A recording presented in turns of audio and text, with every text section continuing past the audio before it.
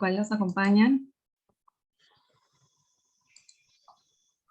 Vamos a esperar unos minutitos más, un par de minutos más y empezamos. Muchas gracias por acompañarnos. Nos están acompañando. Es un placer para mí darles la bienvenida a esta conferencia hispanoamericana de salud mental, Mentalízate. Esta conferencia está patrocinada por Therapy Chat, un servicio de terapia online.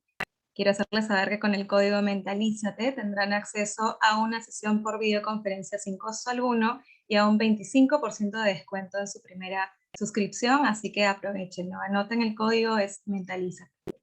Mi nombre es Lucero Andaluz, soy cofundadora de Mentes Perú y es un placer para mí acompañarles como moderadora de esta sesión que está denominada Está bien, no estar bien, y hablaremos de la depresión y la ansiedad entre los jóvenes.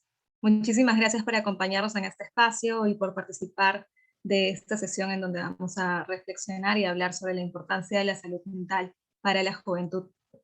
Como sabemos, la salud mental es fundamental para el bienestar y para la calidad de vida de toda persona en el mundo. Y si bien a raíz de la pandemia ha venido tomando cada vez más visibilidad y cada vez más relevancia, lamentablemente todavía existen muchos estigmas y tabúes alrededor de la salud mental.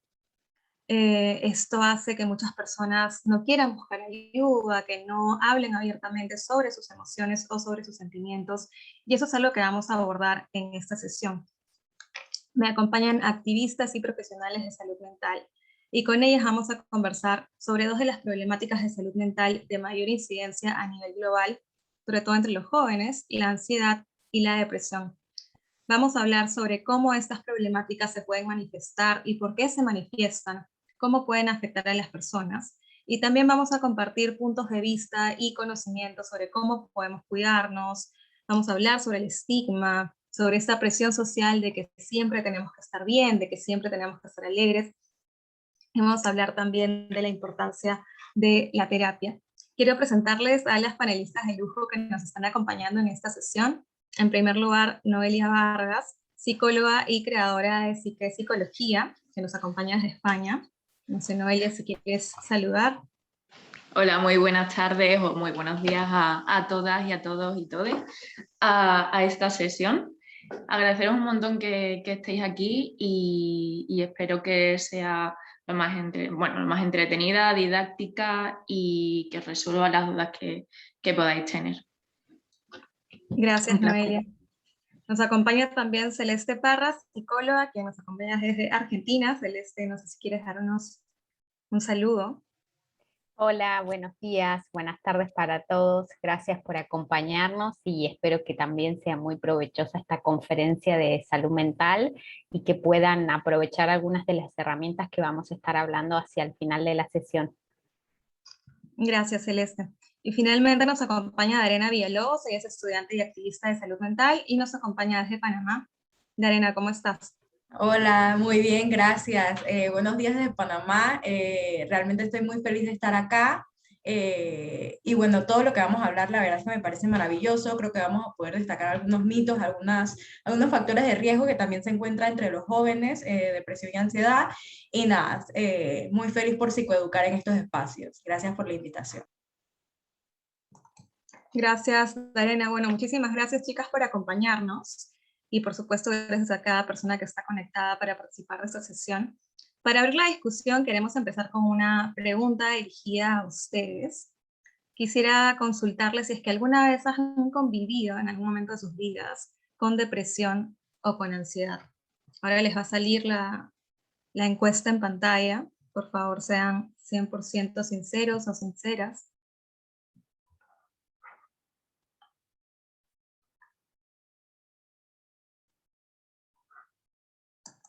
Chicas de Gens for Health, me confirman si es que ya tenemos la encuesta en pantalla. No aparece todavía. Un segundito.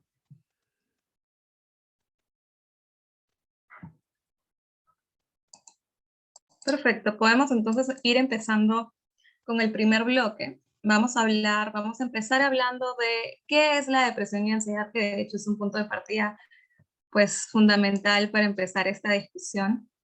Quisiera empezar con Noelia. De repente podrías contarnos un poco más de estas problemáticas. Algo que me parece muy importante es de repente tener claras las diferencias entre lo que puede ser una tristeza y lo que es una depresión, y la ansiedad, que a su vez es una emoción que todos y todas podemos sentir en algún momento de nuestras vidas cuando enfrentamos algo desconocido. Pero ¿cómo saber cuando la ansiedad de repente ya es una problemática que afecta persistentemente nuestra salud mental? Vale, pues empiezo con la ansiedad por seguir un orden, ¿no? Al final la ansiedad es una respuesta que tiene nuestro propio organismo para enfrentarnos a las demandas y amenazas que tiene o que tenemos en nuestra día a día y en nuestro propio entorno, ¿no? Pues se manifiesta normalmente con hiperventilación, con tensión, presión en el pecho, también hormigueo, incluso sofoco y escalofrío. Y al final, bueno, pues como has dicho, es una respuesta que al final está presente en nuestra vida y en nuestro día a día, y que nos puede ayudar a movilizarnos y a buscar recursos para afrontar la situación que tenemos. ¿Cuándo se vuelve problemática? Pues cuando al final interfiere o acaba interfiriendo en nuestro día a día. Hay numerosas situaciones y problemas donde la ansiedad está presente. O sea, la ansiedad no es un trastorno como tal, sino que evidentemente va a estar presente en distintas problemáticas. Y al final se vuelve problemático cuando muchas veces nos lleva a evitar muchas situaciones, cuando nos lleva a aislarnos o evadir ciertas situaciones o ciertos aspectos que nos dan miedo o nos dan ansiedad, precisamente para aliviarla. O sea, al final muchas veces incluso podemos entrar en un bucle de pensamientos constantes para intentar controlar o aliviar esa ansiedad, y que esto al final se cronifique y se prolongue a lo largo del tiempo. Pero la principal es esa, intentar... el problema está en cuando intentamos más bien controlarla, es decir, lo que hacemos para controlarla y no la respuesta en sí.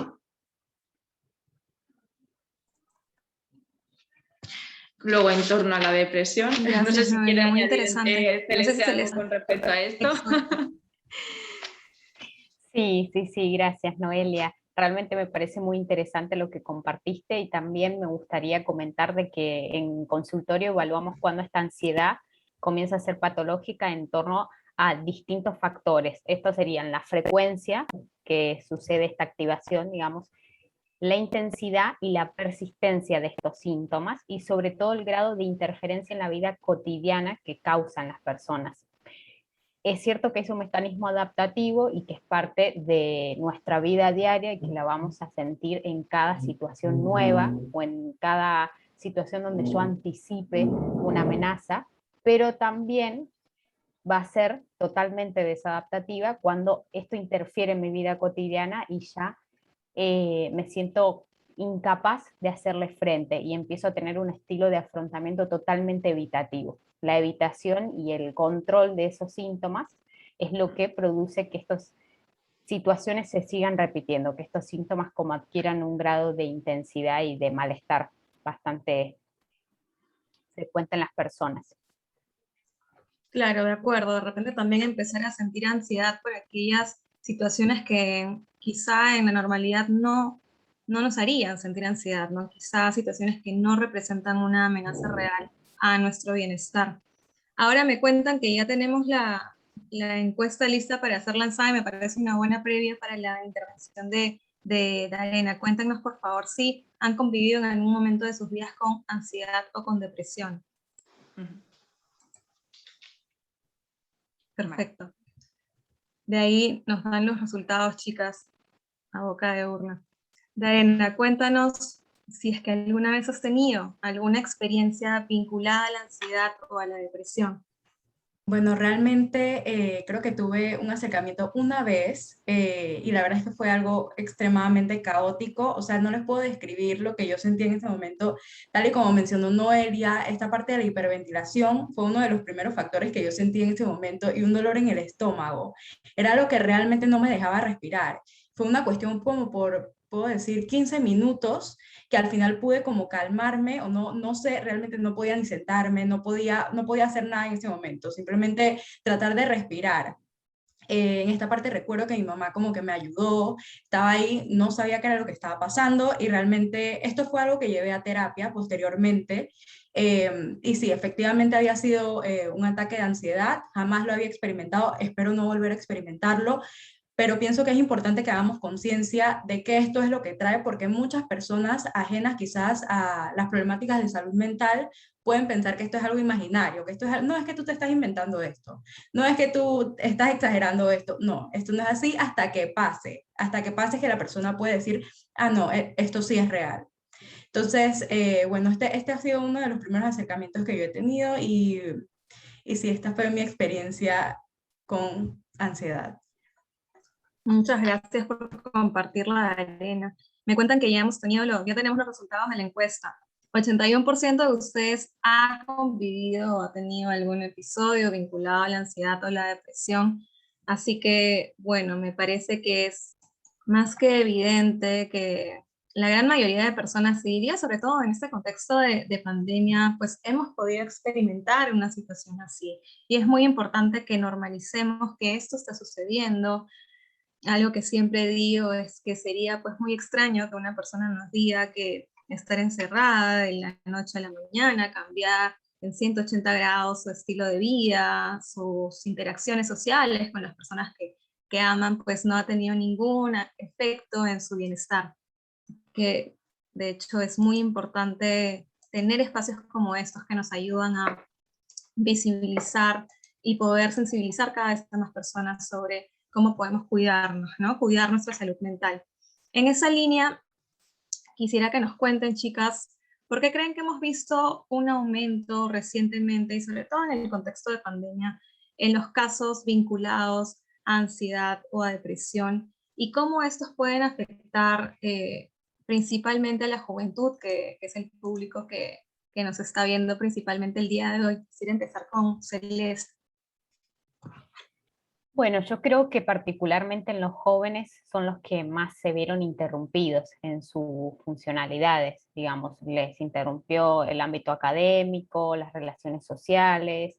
Ya si hablamos de adultos que están un poco más establecidos y que tienen redes de apoyo y contacto, si bien han tenido una alteración y una afectación en su vida, los jóvenes son quienes más se han visto afectados por el confinamiento. Y creo que en esta etapa donde comenzamos a un poco perfeccionar nuestras metas de vida y también construir nuestra propia personalidad, lidiamos con muchas cosas, muchas presiones sociales y sobre todo tenemos este gran mito, esta impronta de que no podemos mostrar nuestras emociones o hay ciertas emociones que debemos evitarlas. Entonces, en ese sentido y en esta convivencia que nos vemos obligados a sostener con muchos miembros de la familia que antes no nos veíamos tanto por estar haciendo nuestras demás actividades, comenzamos a ver un aumento por todos estos acontecimientos, ¿sí? Y sobre todo por esta invalidación emocional que se ve tanto en los jóvenes, ¿sí? El no estés triste, el no llores, el no tengas ansiedad, ¿sí? Es muy común entre las demás personas, digamos, que cuando ven a alguien llorar o cuando ven a alguien expresar una emoción que también no es tan agradable, sea como su respuesta totalmente invalidante o que en pos de querer ayudarlo, le diga, bueno, pero no te tienes que sentir así, y eso también trae como mucha tensión emocional, lo que termina detonando en un trastorno de ansiedad, puede detonar en un trastorno de ansiedad o quizá en una depresión por no haber expresado esas emociones o haber tenido estos recursos de afrontamiento.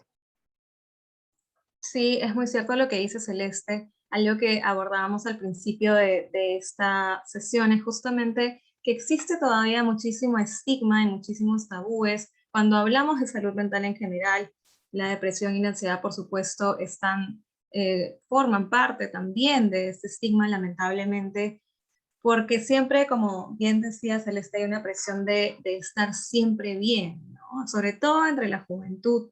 Supuestamente somos jóvenes, estamos en la mejor etapa de nuestras vidas, siempre deberíamos estar alegres, siempre deberíamos enfrentar todo con una sonrisa.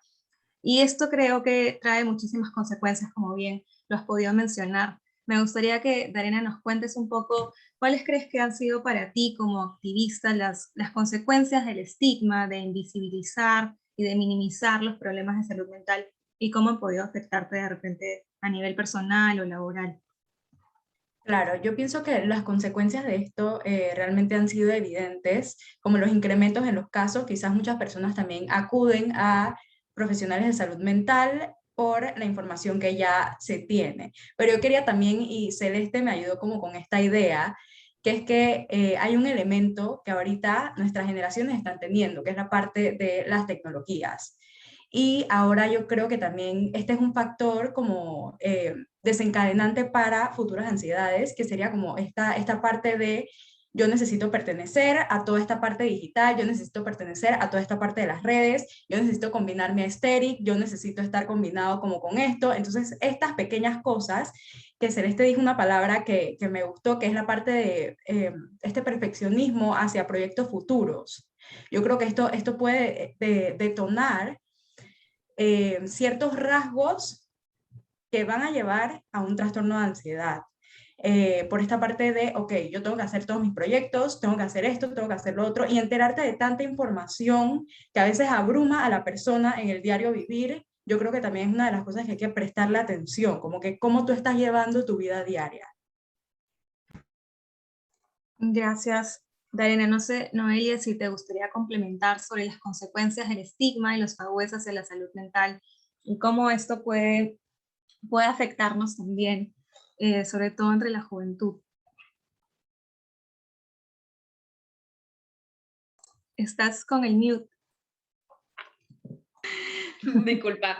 Desde un principio estoy muy de acuerdo en la parte o en la línea, ¿no?, que dicen mis compañeras en torno a las expectativas que pueden generar las redes sociales, más que nada porque también forma parte de nuestro contexto, y en ese contexto cabe últimamente un reciente boom de tips de productividad y un canon de ser totalmente productivo, con lo cual estás aumentando, poniéndonos una expectativa, un canon de belleza que cada vez ejerce mucha más presión, especialmente sobre las mujeres, aunque también está sobre los hombres, pero especialmente sangrante en mujeres. Y por supuesto, y actualmente también hay un canon sobre, bueno, un canon, una aplicación sobre cómo tienes que pertenecer a ciertos movimientos, tienes que comer determinados alimentos, además tienen que ser súper sanos, tienen que ser cero procesados y demás, y de alguna manera se promueve mucho unos estilos de vida que si en un principio podrían estar bien, se hacen de forma muy rígidas, con lo cual el imponer de en principio unas expectativas y no llegar puede aumentar, o sería una de las causas precisamente de generar también ese malestar y esa ansiedad, y también de potenciar un estigma de, joder, porque yo no tendría que estar aquí, ¿no? Yo tendría que estar cubriendo esta parte. Y muy ligado también a esto, creo que aunque una de las causas sería tanto causa, ¿no?, como incluso puede que consecuencia esté presente este estigma, es un aumento de esa incertidumbre y de una inestabilidad socioeconómica muy fuerte tras la pandemia y tras esta crisis económica y de salud, bien con ERTE, con ERE, con despido, aunque estaba prohibido, que al final también generan una situación de malestar y unas circunstancias muy, muy graves que dificultan el poder pedir ayuda y bueno, no solo el pedir ayuda, sino el tener que regir y seguir un poco en el propio sistema o seguir produciendo, que al final lo que va a hacer es negar ese propio malestar. Con lo cual es otra vez empujar de nuevo a ese estigma que hay en el no puedo estar mal, ¿no? Y luego, por supuesto, dentro de la parte de lo que ha provocado la propia crisis socioeconómica, no solo hemos estado privadas y privados de un montón de estímulos por el confinamiento, es que además se ha visto amenazada toda nuestra integridad física y psicológica con unas imágenes brutales de esta situación, que eran terribles y horríficas, que al final nos llevaban a intentar de alguna manera negarlo, o sea, porque tú estabas en tu casa, pero todo eso estaba pasando fuera, ¿no? Y entonces no podías de alguna manera poder sentir ese propio malestar si tú no lo estabas sufriendo, entre comillas. No sé si me estoy explicando con esta línea. Sí, súper bien, Noelia. Muchísimas gracias por tu reflexión. Justamente quería ahondar en uno de los puntos que mencionabas, ¿no? Muchas personas mencionan que la pandemia ha traído pues esta, digamos, luz hacia la salud mental que antes no existía, y quizá mucha más conciencia alrededor de ella. Sin embargo, me gustaría preguntarle su opinión acerca de este tema. ¿Creen que la pandemia ha contribuido a normalizar las conversaciones cotidianas, es decir, con nuestros familiares, con nuestras amistades sobre la salud mental? ¿O creen que no ha sido así? ¿O más bien ha tenido un efecto contrario? ¿Cuál es su opinión? Ahí sí las dejo para que ustedes sean voluntarios. No quiero hacer dedocracia, como decimos en Perú. Yo creo que sí, que ha visibilizado muchísimo la salud mental porque conocemos absolutamente, creo que todas las personas, algún miembro de nuestra familia que haya tenido quizá algún síntoma de ansiedad, alguna dificultad para volver a salir de casa o que no se haya adaptado a esta situación de trabajar en lo online o estudiar también a través del online y que le haya costado un poco más adaptarse a toda esta nueva tecnología. Entonces, creo que sí ayudó muchísimo a visibilizar la salud mental, pero tampoco alcanza, porque las políticas públicas que se generan para promover la salud mental siguen siendo muy escasas y realmente necesitamos que sea una prioridad. Nunca, no sé, en distintos países, pero por ejemplo en Argentina nunca fue una prioridad hacer la prevención y la promoción de la salud mental, ni tampoco se consideraron a los profesionales de la salud mental como personal indispensable en el momento de la pandemia y del confinamiento. Entonces, yo creo que sí ayudó mucho a visibilizar la salud mental, todas las consecuencias. Ahora vemos que los sanitarios, las enfermeras, los médicos están con un estrés crónico bastante desgastante por todo este trabajo que han tenido y todas las personas también estamos así de distintos roles, maestros que han tenido que adaptar su trabajo, madres y padres que han tenido que un poco congeniar el rol de padre, de docente y de trabajador en el mismo área. Entonces yo creo que ha tenido unas consecuencias tan grandes que eso nos llevó a visibilizar la salud mental de alguna forma, pero todavía nos falta muchísimo para que sea una materia principal o primordial en los países. Me encanta lo que Celeste ha traído. Yo también quería hablar sobre esta parte de las políticas públicas. En Panamá actualmente se está tratando de promover una ley que tenga como que todas estas políticas públicas en salud mental, y la verdad es que ha sido algo tedioso porque el sistema, creo, es algo que no apoya. El mismo sistema no promueve esta parte de salud mental. Entonces esto es algo que a nosotros, psicólogos o estudiantes de psicología o todos los que van dentro de esa línea, nos frustra muchísimo porque es luchar a veces y encontrarse con paredes y paredes y paredes. Y también para las personas que necesitan de estos apoyos. Por otra parte, según la pregunta, yo pienso que la pandemia definitivamente lo que ha hecho es que nos puso en una pausa, nos puso en una especie de pausa que nos dijo, ok, toda esta parte que tú tienes, toda esta rutina que no te permitía pensar un poco en cómo tú te sentías, esto lo permitió. El estar en tu casa, el no poder hacer, no poder trabajar, incluso por todas las medidas y tal, o hacerlo desde tu casa, ha hecho, ok, ahorita estoy en mi casa, tengo la oportunidad de pensar en cómo yo me estoy sintiendo ahorita, en cómo yo me venía sintiendo, quizás en toda la carga que yo vengo trayendo desde hace muchísimo tiempo, desde hace años, quizás en mi trabajo de 5 años, y ahorita es que puedo hacer esta pausa. Entonces, ¿qué voy a hacer desde este momento? Yo he visto muchas personas que han tomado esta parte para un nuevo comienzo, para hacer emprendimientos, para dejar sus trabajos, algunas personas que ya estaban trabajando, para dejarlos y dedicarse a su sueño o hacer sus cosas. Yo creo que esto ha sido una oportunidad para algunos para modificar cómo estaban viviendo la vida. Gracias, Arena. No sé, Noelia, si te gustaría complementar. Bueno, muy de acuerdo con Darena. Nada, yo venía a comentar un poco la situación en España, y es que últimamente, aparte de que sí que es cierto que llevamos mucho tiempo, muchas plataformas demandando profesionales de psicología en la sanidad pública para que todo el mundo pueda tener, bueno, todo el mundo que lo necesite pueda tener acceso a este tipo de recursos, pero al final lo que, aunque se haya puesto en la palestra políticamente, se sigue utilizando como un arma arrojadiza contra unos y otros, y esto es tristísimo, porque a la hora de la verdad, justo en la época del confinamiento, el gobierno salía, esto, o sea, no es que esté súper en contra del gobierno, pero joder, es una crítica a realizar necesaria, y es que justo se le daba mucha importancia desde parte del gobierno a la salud mental y cómo había que cuidarla, y que si campaña de prevención y tal, y luego a la hora de verdad, cuando hay que poner los recursos, no los pone. O sea, esto es muy fuerte, la verdad. O sea, igual nos encontramos, no sé cuánto fue el aumento de plazas PIR y de plazas PEC, pero fue absolutamente irrisorio. Y luego con el tema de la ley de salud mental, lo mismo. Sí que es cierto que se lleva haciendo durante varios años por uno de los partidos que está gobernando junto bueno, en el gobierno, pero al final no estamos viendo absolutamente nada de esa ley, y ha servido para arma arrojadiza con otro partido. Me río, pero realmente es una irresponsabilidad y una falta de respeto para toda la ciudadanía y para todos los profesionales que estamos peleando en esta línea, porque es que literalmente se va la gente. O sea, es que se nos va vida en esto y no le están dando la importancia que se merece.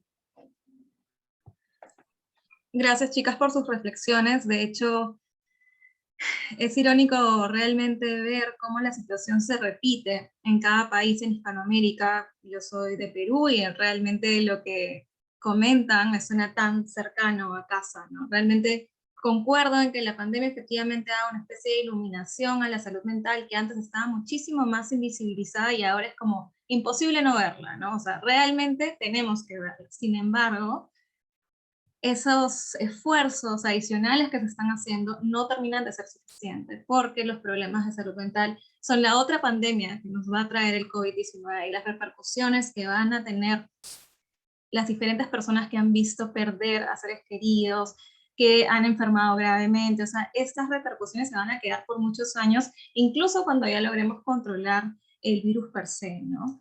Así que en esa línea también, y me parece que es algo por lo que ustedes comentan que también se repite muchísimo en sus países, es que los servicios de salud mental no son suficientes, suelen ser escasos y sobre todo no suelen ser accesibles para todas las personas en los países de Hispanoamérica. En esa línea, ¿cuál dirían ustedes que sería la forma más adecuada, ¿no? para afrontar un problema como la ansiedad o la depresión, sobre todo sabiendo que no siempre, digamos, los servicios profesionales de salud mental van a ser accesibles para todos y para todas? De repente podemos empezar hablando de la importancia de las redes de apoyo, cómo podemos construir redes de apoyo entre nuestros familiares, entre nuestras amistades. No sé, Noelia, si te gustaría empezar y así revertimos un poco el orden de intervención. Yo dentro de esta parte, ¿no?, de las redes de apoyo, sí que me gustaría hablar en esta línea de la falta de recursos a nivel más institucional. Por contra existen los grupos de apoyo mutuo, ya no solo las asociaciones, sino grupos de apoyo mutuo de personas que pues sufren ese problema bueno, sufren o están en ese problema, o familiares de personas que están dentro de ese problema y que al final suponen precisamente una ayuda y un apoyo para que podáis tenerlo también un poco como para la gente que está viendo aquí esto, para la gente que al final pueda servirles de ayuda, ¿no? Y muchas veces, o la mayoría, aunque a lo mejor no haya ese grupo de apoyo en tu pueblo o en tu barrio o en tu ciudad, muchas veces también tienen grupos de apoyo online, y seguramente puedas contactar o podáis contactar con alguno de ellos. Más allá, evidentemente, de la terapia, esto a mí me parece fundamental. Gracias, Darena. No sé si te gustaría complementar ahí con la experiencia que hayas podido tener con redes de apoyo. Sí, claro. Bueno, experiencia, ahorita mismo no he como participado en un grupo de apoyo per se. Creo que si uno no tiene como la disponibilidad online, como bien mencionó Noelia, yo también he visto grupos de apoyo online que son bastante económicos y en todas las partes del mundo. También es posible que se hable del tema, ¿no? Que se hable del tema en casa, que exista psicoeducación en la casa, que con los familiares se hable, y si no se puede con los familiares, que con los amigos, que a veces son como de edades contemporáneas con nosotros podemos hablar sobre esto. Oye, me siento así, me siento así.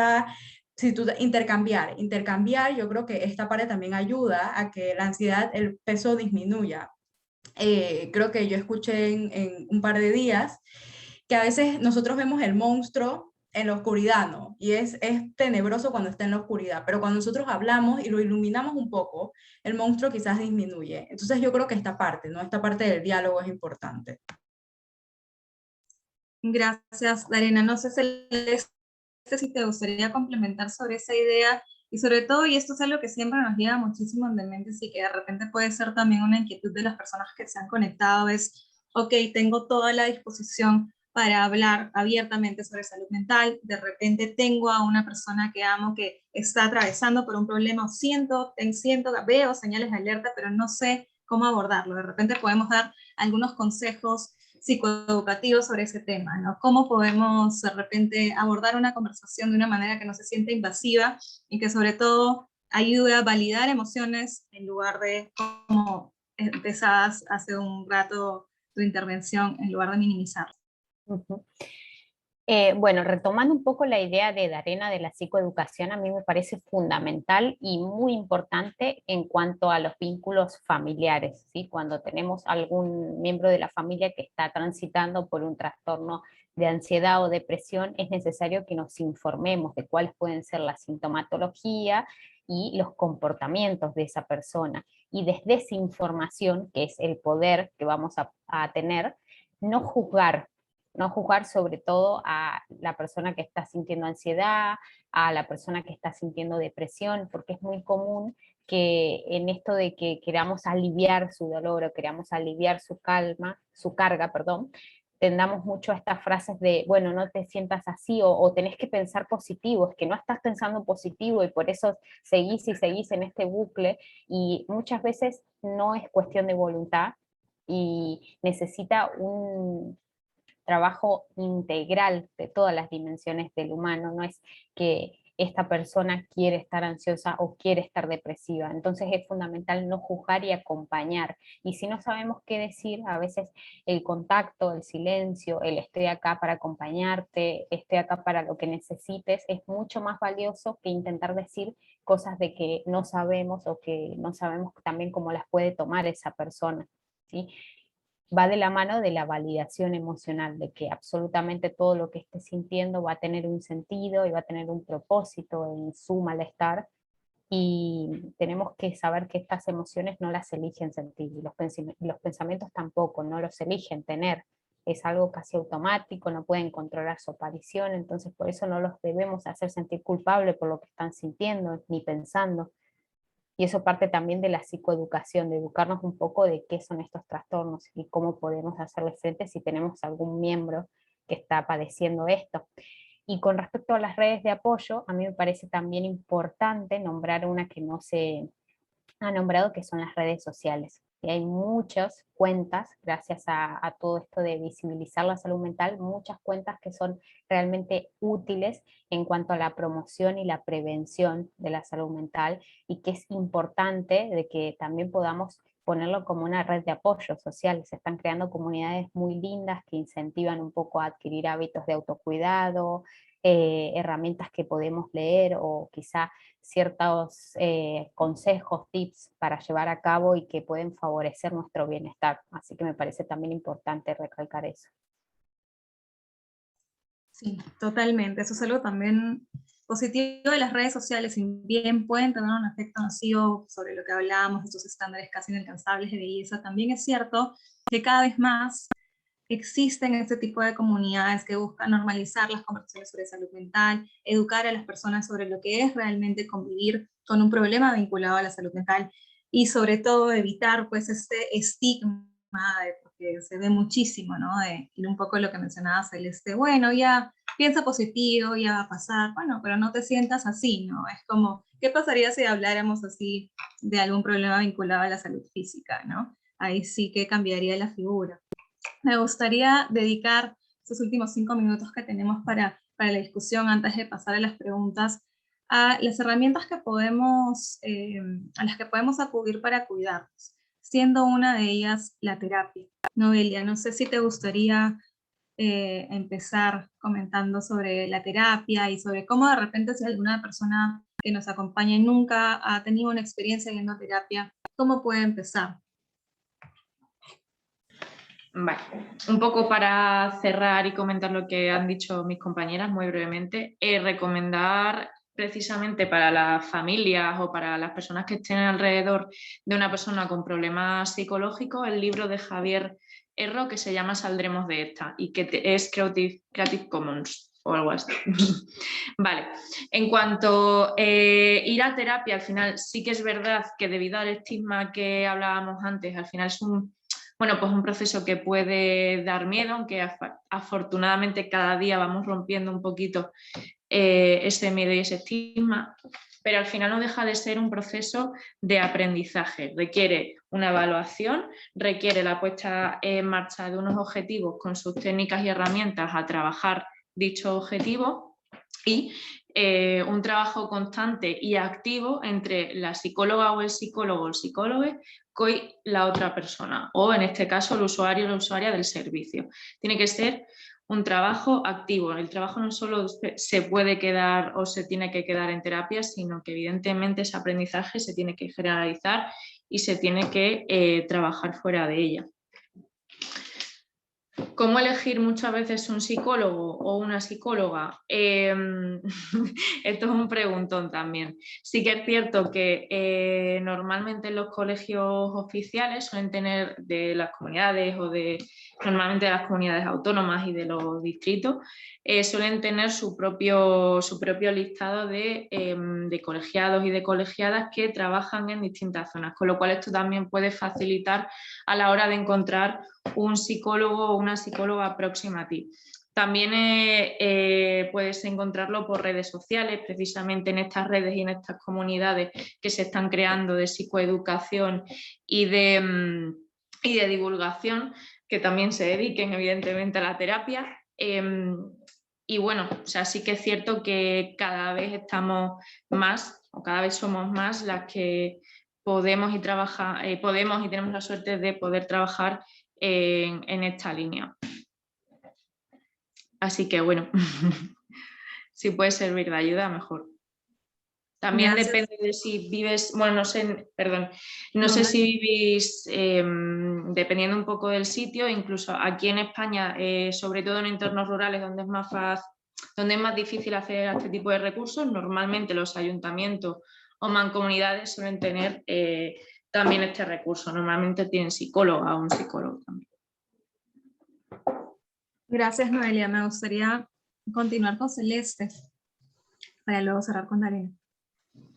Sí, creo que Noelia un poco comentó básicamente los criterios que debemos tener a la hora de elegir un terapeuta o un psicólogo que esté correctamente oficializado, matriculado en su lugar es muy importante, ¿sí? Para no caer en esto de que quizá hicimos como match, por así decirlo, con algún profesional de las redes sociales y no está correctamente formado para tratar ese trastorno y puede ser muy iatrogénico para esa persona. Puede causar un efecto muy negativo, que eso es algo que se ve lamentablemente en terapia, de que hay algún que otro paciente que ha recurrido a un coach o sin meter a todos como en la misma bolsa, ¿sí? Porque deben haber coaches muy buenos, pero siempre tenemos que tener esta precaución de ir a profesionales de salud mental formados correctamente y cómo elegir ese terapeuta también depende mucho la relación terapéutica que vamos a establecer. Entonces ahí es donde tenemos que fijarnos en cuanto a la confianza, la seguridad y la apertura que me transmite ese espacio para yo poder abrirme y contar mis emociones más profundas, que es básicamente lo que trabajamos mucho en terapia, y si no hacemos como esta sintonía con el terapeuta, seguir buscando y animándonos a que hay distintos terapeutas y un terapeuta no va a servir para todas las personas, que eso es muy importante, no generalicemos en que un psicólogo nos dijo esto y la verdad que me cayó muy mal y por eso no voy a seguir yendo a terapia, porque hay muchísimos terapeutas y que pueden servirle a distintas personas también. La experiencia de uno no va a ser generalizable a los demás. Eso sería algo como para acotar. Totalmente de acuerdo, Celeste. Y Dariana, me gustaría que cerrar, de repente, cuéntanos si has tenido una experiencia en terapia y cómo esto ha podido ser positivo para tu propia salud mental. Sí, definitivamente esta parte a mí me ha encantado, me ha encantado escucharlas también. Por mi parte, mi experiencia, bueno, la primera vez que yo fui a un psicólogo, no hice clic con ese psicólogo. Y realmente, tal y como dice Celeste, a veces uno no debe generalizar en estos aspectos, simplemente no hice match. No era porque él fuese malo, porque no fuera buen terapeuta, no, nada por el estilo. Muchas veces nosotros creemos que un psicólogo va a ser como que toda la personalidad de todos los psicólogos, pero a veces existe lo que es el yo del terapeuta. Entonces a veces nosotros vamos a hacer clic con un psicólogo más que con otro. Entonces la segunda vez fue fantástico, realmente solucioné muchos factores personales con esa terapeuta y se lo agradezco muchísimo, pero tuve que pasar por esta primera experiencia. Esto por un lado. Por el otro lado, tal y como mencionó Celeste y Noelia, es importante que nosotros investiguemos en psicología. También hay lo que existen las ramas de la psicología y no todos los psicólogos atienden lo mismo, los mismos temas. Entonces, ver esta parte en redes sociales, nosotros podemos caer en esta parte de ser estafados a veces. Entonces, tener mucho cuidado con esta parte. En Espacio Seguro Podcast, nosotros también tenemos un episodio sobre cómo escoger a tu terapeuta. Entonces, escuchar información, preguntar quizás a personas que estén más en temas de salud mental, oye, recomiéndame un terapeuta, esto y que lo otro, pero no generalizar. Si uno tiene una mala experiencia con un terapeuta, no generalizar esta experiencia para futuras.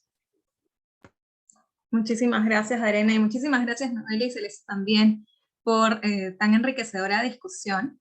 Ya estamos con el tiempo para empezar con las preguntas. Nos han llegado algunas por interno que voy a leerles ahora, pero si es que alguna persona más se anima a hacernos preguntas, por favor, pueden ponerlas por el chat para poder abordarlas.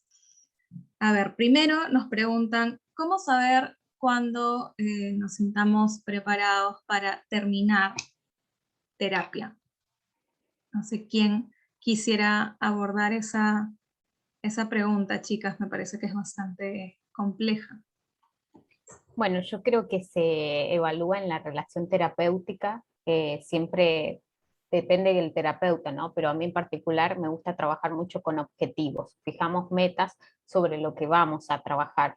Entonces, cuando vamos cumpliendo estas metas y cuando hay una disminución de síntomas y ya la persona se siente totalmente libre de esta sintomatología que lo trajo a terapia, empezamos a espaciar sesiones, empezamos a evaluar estas herramientas que fue adquiriendo y sobre todo darle este espacio de autonomía, de que pueda desenvolverse en cualquier crisis que le suceda con las herramientas que ya fortaleció en terapia. Entonces, a mí me parece fundamental de que si no hay, por ejemplo, unos objetivos o unas metas planteadas desde el principio, pero la persona ya se siente bastante bien para ir dejando ese espacio de terapia, que se lo comunique a su terapeuta y que vayan pactando esto, ir espaciando las sesiones y sobre todo que haga como una lista donde cuáles van a ser estos indicios que le informan que está mejorando, ¿sí? Porque a veces no sabemos cuándo estamos mejorando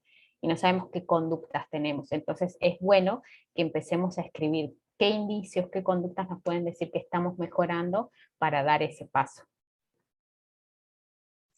Muchísimas gracias, Celeste. Vamos con la siguiente pregunta para poder cumplir con los tiempos. En los días difíciles, ¿cómo puedo evitar sentirme culpable? No sé si Noelia o Arena les gustaría abordar esta pregunta.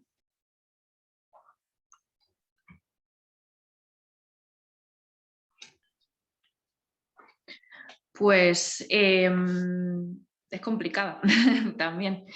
Es una respuesta complicada, pero sí que es cierto que depende también mucho, ¿no?, desde dónde venga esta culpabilidad, pero en los días difíciles es precisamente cuando hay que llevar a cabo esas actividades más que conocemos como autocuidado y especialmente cuidar esas necesidades más básicas, al menos un poco para ser más compasiva o ser más cuidadosa o cuidadoso con una misma.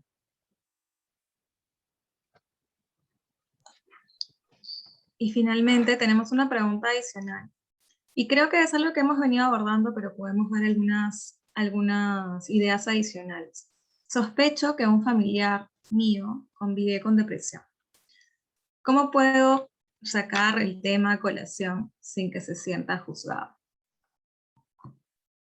No sé si, Arena, te gustaría complementar de repente algo que te haya servido a ti. Claro. Yo pienso que todo parte desde el momento en que uno no debe tener como que esta predisposición para, no, es que yo tengo que salvar a la persona o yo tengo que intervenir a toda costa. Muchas veces creo que el primer paso sería escuchar, brindar el tema. Creo que esta parte sí un poco sin pepitas en la lengua. Muchas veces esto también es parte de la prevención. A veces simplemente brindar el tema y de ahí que todo fluya, ¿no? Sin presionar, sin decir, no, pero es que tú necesitas un terapeuta, no, pero es que tú necesitas ayuda. No, permitir que la persona como que te diga qué es lo que la persona necesita. Creo que trayendo el tema. La comunicación es parte de todo. Eso es lo que podría decir. Muchas gracias. Y también recordar, ¿no? Recordar escuchar antes que juzgar. Eso es algo muy, muy importante. Nos han mandado una última pregunta y con esta ya cerramos porque estamos con el tiempo justo. ¿Cómo afrontar las situaciones en las que tenemos ansiedad, en las que sentimos ansiedad, y cómo podemos manejarlas? De repente hay algunas técnicas que podrían servirnos para afrontar estos momentos específicos. Darena nos contaba, por ejemplo, una experiencia con hiperventilación. ¿Cómo podemos hacer de repente de alguna técnica de respiración que también funciona para ayudarnos a calmar un poco esos momentos? ¿Qué nos podrían, chicas, recomendar?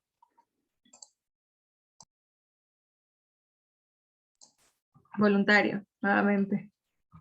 Ok, no sé, Noé, si querés decir algo y después voy yo. Ok. A mí me gusta mucho utilizar la técnica de respiración diafragmática, porque así como Noé comentaba al principio de que en la ansiedad tenemos esta respuesta de respirar más rápido, la hiperventilación, que nos da un poco de taquicardia por toda esta respuesta simpática de nuestro cuerpo. Si cuando se activa el sistema simpático nos ponemos en el modo de defensa y lucha, y por eso se acompaña toda esa sintomatología. Y con solo tratar de gestionar nuestra respiración, y digo gestionar y no controlar, porque ese es un error bastante frecuente en la ansiedad, el querer controlar los síntomas.